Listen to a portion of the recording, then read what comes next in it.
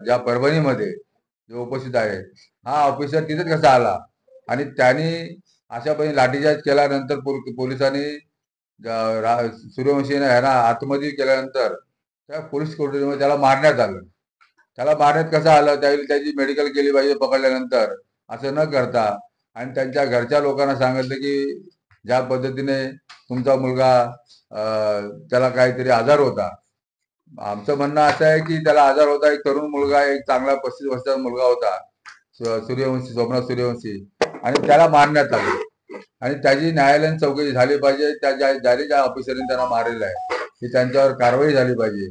ह्या रिपब्लिकन पक्षाच्या वतीने केंद्रीय मंत्री रामदासजी आठवले साहेब यांच्या वतीनं ह्या हत्येचा जाहीर निषेध करण्यात येत आहे आणि त्या आरोपींना पोलीस ऑफिसरवर ताबडतोब कारवाई करून, बदली न करता त्यांना सस्पेंड करून त्याच्यावर कारवाई करावी.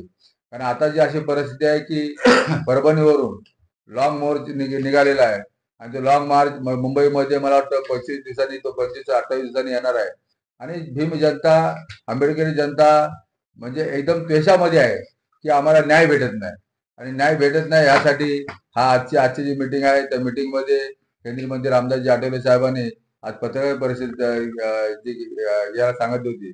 आमचे सरचिटणीस, राष्ट्रीय सरचिटणीस आमचे मातेकर साहेब आहेत, सरचिटणीस आमचे मुंबईचे विवेकजी पवार आहेत. मी मुंबईचा अध्यक्ष या नात्याने सांगतो की अशा पद्धतीने जर मारहाण होत असेल आणि आज 25 तारीखला, 25 जानेवारीला मराठी क्रांती मोर्चा मुंबईतर्फे जो सर्वपक्षीय मोर्चा आहे आणि त्याच्यामध्ये दोन मुद्दे आहेत. एक तर सोमनाथ सूर्यवंशी आणि संतोष देशमुख यांच्या जी हत्या झालेल्या आहे त्या हत्याची चौकशी झाली पाहिजे.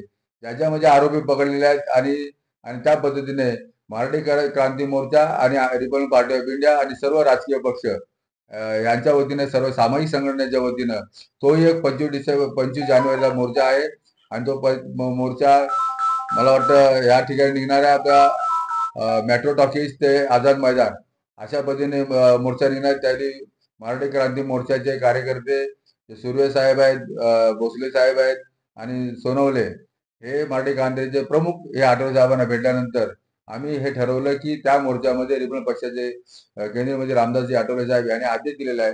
त्या मोर्चामध्ये दोन्ही ज्या लोकांवर अन्याय झालेला आहे, सूर्यवंशी आणि देशमुख यांच्यावर जो अन्याय झालेला आहे, त्याच्या न्यायालयीन चौकशी त्याची ताबडतोब आरोपी पकडून त्यांना त्यांच्यावर कारवाई करावी यासाठी आजचा आम्ही ही पत्रकार परिषद दिली आहे. जय भीम.